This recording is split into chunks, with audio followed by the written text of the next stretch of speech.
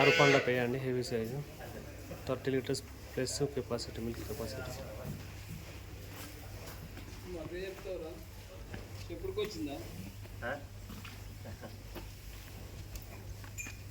రేపు సాయంత్రం ఇంకో రకంగా పడుతున్నా పొద్దున